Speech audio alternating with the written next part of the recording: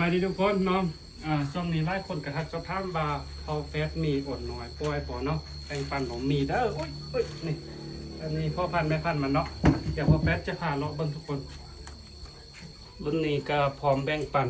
โตละ2 โลแล้วเนาะนี่ว่าอยากได้รุ่นยาหนุ่มใหม่ก็มี